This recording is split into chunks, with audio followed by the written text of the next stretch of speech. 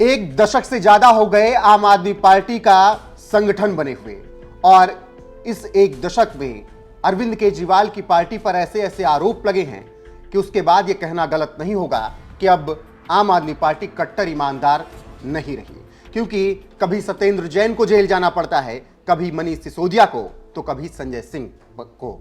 अब तलवार लटक रही है दिल्ली के सीएम अरविंद केजरीवाल पर। मामला क्या है आपको बताएंगे। नमस्कार, मैं हूं आपके साथ रोहित, आप देख रहे हैं एनएफ न्यूज। दरअसल अरविंद केजरीवाल को लेकर एक समन जारी किया गया है और कहा गया है कि आप अदालत में पेश हों।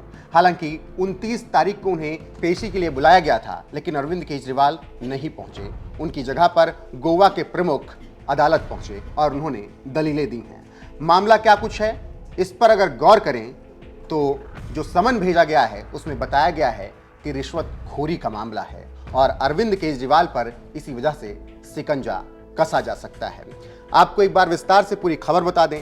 दरअसल खबरों के अनुसार मामला लोक प्रतिनिधित्व अधिनियम और रिश्वतखोरी से संबंधित भारतीय दंड संहिता आईपीसी की धारा 171 के तहत दर्ज किया गया है। मापुसा में न्यायिक मजिस्ट्रेट प्रथम श्रेणी ने यह समन जारी किया है और बताया है कि अरविंद केजरीवाल को किस तरीके से रिश्वतखोरी के आरोप में यह समन जारी किया गया है। जानकारी देते चलें कि गोवा की इस अदालत ने मंगलवार को आचार संहिता उल्लंघन के मामले में आम आदमी पार्टी के राष्ट्रीय संयोजक अरविंद केजरीवाल को समन जारी करके उन्हें 29 नवंबर को अदालत में पेश होने के लिए कहा था, लेकिन आम आदमी पार्टी के संयोजक अरविंद केजरीवाल पेश होने नहीं पहुंचे। इसके जगह पर आम आदमी पार्टी के स्थानीय इकाई के प्रमुख वहां पर पहुंचे और उन्होंने अपनी दलीलें पेश की हैं। इसके बाद आम आदमी पार्टी के गोवा प्रमुख अमित पालेकर ने इस पूरे मामले पर बयान भी दिया और उन्होंने कहा कि ऐसा लगता है कि आरोप पत्र 2018 में दायर किया गया था। हमें मामले की ज़्यादा जानकारी नहीं पता है। हम दस्तावेज प्राप्त करेंगे और फिर इस पर निर्णय लेंगे कि कार्रवाई को उचित न्यायालय में चुनौती दी जाए या फिर नहीं। साथ ही आपको बता दें कि आम आदमी पार्टी के गोवा प्रमुख पेशे से वकील भी हैं और इसीलिए वो अरविंद केजरीवाल की जगह अदालत में पहुंचे थे और उन्होंने दलीलें दी हैं। बहरहाल देखना होगा कि अरविंद केजरीवाल की मुसीबतें कम होती हैं या फिर आगे बढ़ती हैं। लेकिन अगर इस पिछले एक दशक की बात करें तो अरविंद केजरीवाल की पार्टी पर एक से बढ़कर एक आरोप लगे।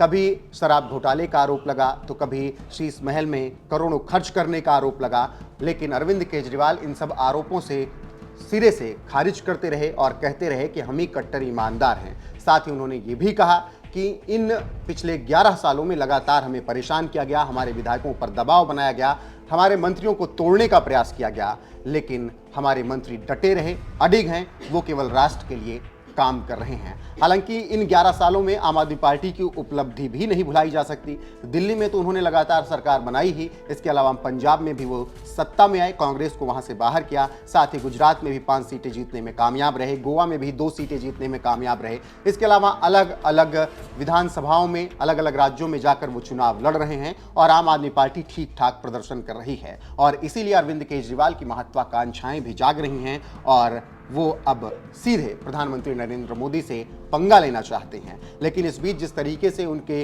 मंत्रियों पर, उनके उप मुख्यमंत्री पर शिकंजा कस रहा है और अब अरविंद केजरीवाल पर भी शिकंजा कसता हुआ नजर आ रहा है, उसके बाद उनकी मुश्किलें बढ़नी तय हैं। तो देखना होगा कि आगे क्या कुछ होता है और किस तरीके से अरविंद केजरीवाल इस मुसीबत से बाहर निकलते हैं। फिलहाल आपका क्या कुछ कहना है इस खबर पर? जिस तरीके से गोवा की एक अदालत ने रिश्वतखोरी के मामले में अरविंद केजरीवाल को समन जारी किया है, उसमें क्या वो बच पाएंगे या फिर उन्हें भी जेल जाना पड़ेगा? अपनी राय हमें जरूर बताएं।